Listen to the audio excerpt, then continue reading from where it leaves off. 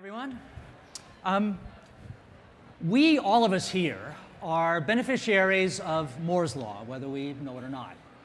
Collision wouldn't exist if computing power wasn't rising at an exponential rate and allowing entrepreneurship to grow also at an exponential rate. The number that sticks in my head, which is probably out of date already, is that the cost of starting a company, an e-commerce company in particular, has fallen by 95% in the past 10 years. And like I said, that's probably underestimating it a bit. Now, Stripe has been at the center of that democratization of entrepreneurship, democratization of e-commerce and of internet companies. If for just kind of a grounding in that effect, Will, would you take us through an example of what it's like to start a payment system on an e-commerce company today compared to what it was like 10 years ago? Let's just get some context. Yeah, absolutely. And hi, everyone. Will Gaybrick, CFO at Stripe. Stripe, for those of you who don't know, is a platform for starting and running an online business. We power payments and new business models for companies in dozens of countries, from the smallest companies up through Fortune 500 companies. So to your question on payments in particular, if you look back 10 years, it didn't look a whole lot different than it looked, let's say, 50 years ago.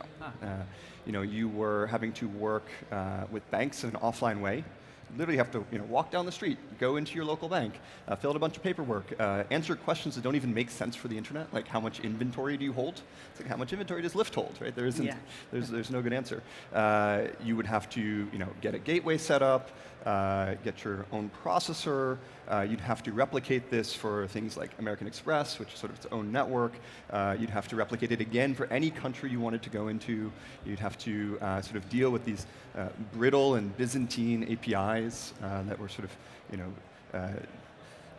stitched together to get all these offline processors ready for the online economy. And so it was something that would take you weeks, if not months, to get up and running. And by contrast, today on platforms like Stripe, you can be filling out a web form, and we are sort of underwriting you in the background, and within literally minutes, money can be flowing into your bank account. That's amazing. That's more than a 95% savings in time and simplicity. So you could say that that Stripe is in the payments space is sort of is part of a movement, and that movement is the democratization of entrepreneurship, the simplification of starting up a company. Let's sort of imagine a modern startup company that takes advantage of all the shortcuts that now exist that are made possible by Moore's Law and companies like Stripe. Paint that picture. What does it use? What are its tools? Well, so if we, to put in absolute dollars for a second, one of the stats that I saw was, I think it was 15 years ago, $5 million to get from starting a company to launch, and that's now $5,000. It's like roughly coincides with the stat you were quoting from 10 years ago. So I guess at any rate, what is that $5,000 that you spend on? And it's interesting because you can go all the way to the beginning and say, where's that $5,000 even come from? And you now have platforms like Kickstarter. You have lots of equity crowdfunding platforms that have grown up, many of which run on Stripe as well. You have the crowdfunding platforms in other countries like Chuffed. You have Indiegogo, and so you can raise that that 5K right off the bat without even needing to go talk to an investor. From there, call me biased, I think the next best place to go is Atlas. Atlas is a Stripe product. It's a platform for starting a business, so incorporation, getting a bank account, getting the initial legal advice and tax advice you need to get off the ground, and for a few $100s, you can get a freshly pressed, sort of newly minted Delaware C Corp programmatically through Stripe. So that's step two. Then you've got your AWS for hosting. You're already up and running with payments on Stripe because you're using Atlas, and you use Twilio for your communications, and you're sort of consuming all of these things on a usage basis, so very little upfront capital. And so that's sort of the beginning of a stack to run an online business. Wow, it's truly amazing. Stripe is sort of at the center of this kind of movement to simplification.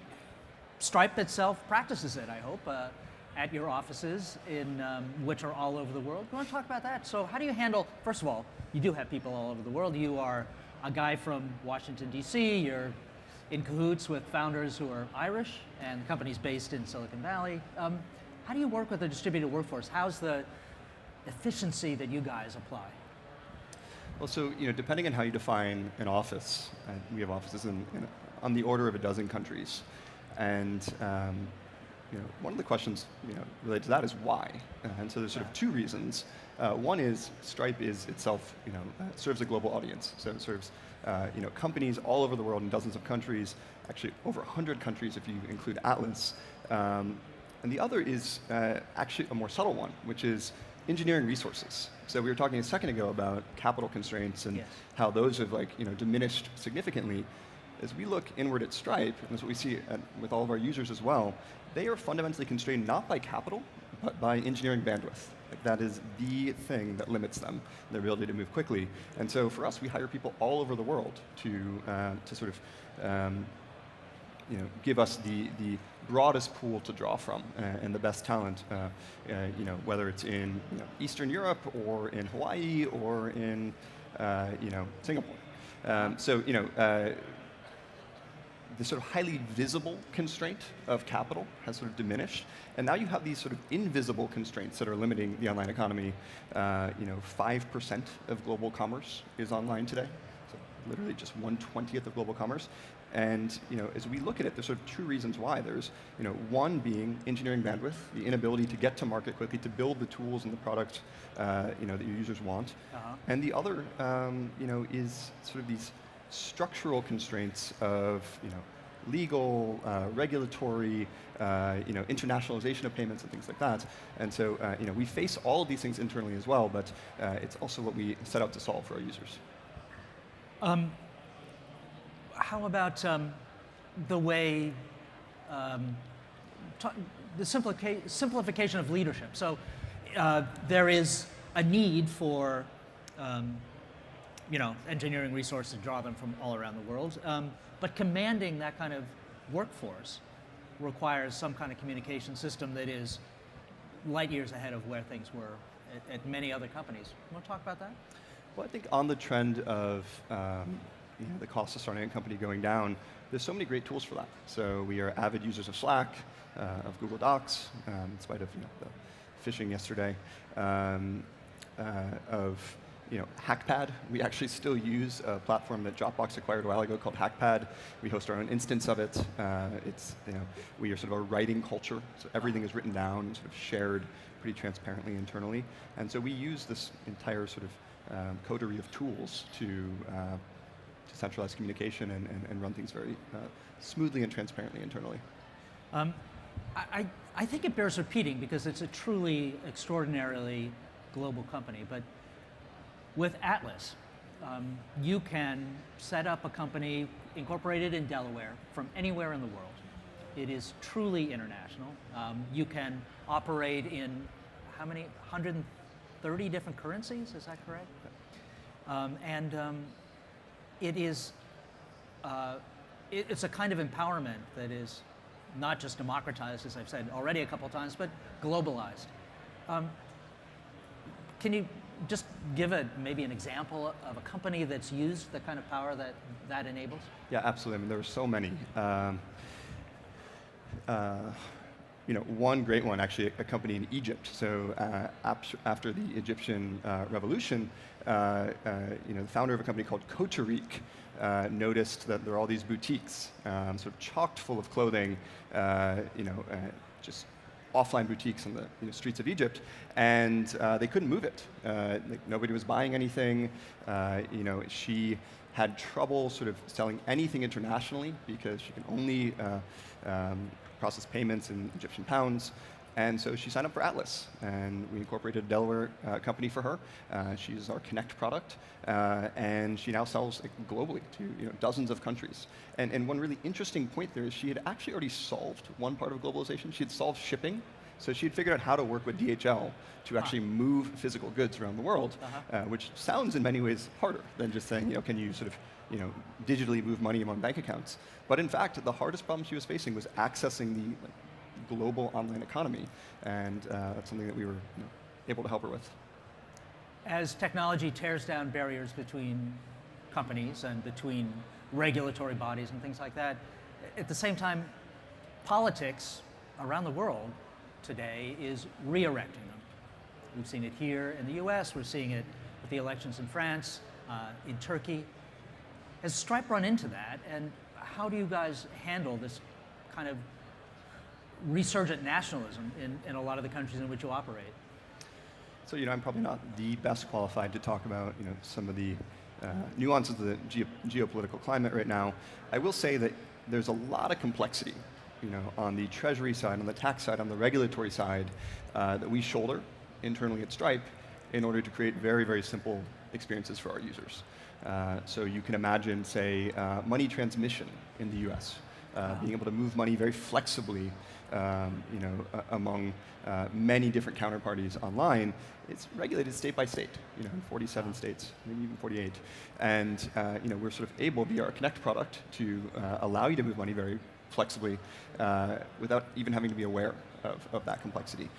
So on the geopolitical front, as you're referencing there, something like a Brexit happens, again, I'm not probably the most qualified to say exactly what the medium and long-term ramifications of that will be. We don't know but whatever yet. it is, it'll be us incorporating the entities we need to incorporate, dealing with the new funds flows, regulatory requirements, and things like that that will arise in order to abstract all that away behind just a very clean API for our users. Okay. It seems like Stripe would be a very profitable platform for a hacker to break into. A lot of money changes hands there. What do you guys do in the way of data security? So we invest very heavily in data security as a short story, and in fact, stay tuned for a couple of really exciting announcements on that front in the coming days. But suffice it to say, it's one of the things we think the most about. You're in a position to have an unusually prescient finger on the pulse of the global economy. You stand at the junction point at which money changes hands.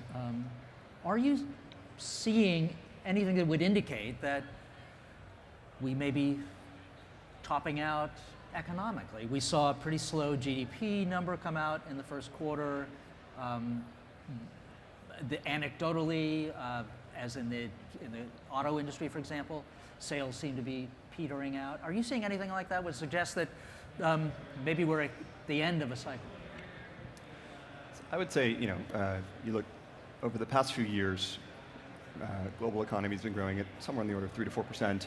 Online economy, in turn, growing at more like 8%. We continue to see within the Stripe economy tremendous growth. And I think that's partially because whether it's small companies or large companies, we're fundamentally levered to a type of business, a technology business, a business driven by engineers, driven by great ambitions. So we candidly don't see a lot of that. And part of what's fun about working on the set of problems that we work on is we actually see part of our mission to be to accelerate that growth, to grow the size of the online economy. And so it's building the right tools to allow the Coaturiques to get to market, or a company called Tracto in Brazil that creates marketing materials and allows you to track them as you send them all around the world. That fundamentally couldn't exist if it weren't for the Stripe platform, or it couldn't exist on a global basis. And so we haven't seen a whole lot in terms of slowdown, and we take it upon ourselves to continue to accelerate that. Okay. Well, Stripe is particularly well positioned as you're at the forefront of a mega trend. But let's just say, for the sake of argument, a recession will come eventually, and we've had expansion since 2009. So that's a really long-lived bull market. Your background is in venture capital, so before you became CFO of Stripe. For our audience in the startup world, funding you would expect to dry up in a recession. Do you have any advice for someone who's at the cusp of starting a company about how to raise money and survive in an economy that's tipping over into a dip? Well, for one, I'd say that there is a lot of venture capital money out there right now, but that is probably sort of a lagging indicator of the health of the ecosystem. And again, I'm probably not the best to comment on exactly where we are in the cycle. But you could argue that obviously the Fed has been pumping the economy for a few years, that at some point things will slow down, and typically the venture capital world will slow down with the macro economy. The good news is there's so many different ways to raise money these days. Right? You don't actually have to traipse down Sand Hill Road with sort of your cup asking the 10 venture capital firms for money. You have a giant network of angel investors. You have things like AngelList.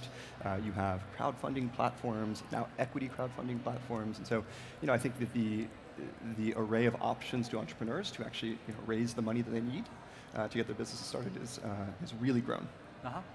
All right, good. Well, Will, thank you very much for your overview, and thank you for making it easier on all the startups through the mechanism of Stripe. Thanks, Eric. Thanks a lot.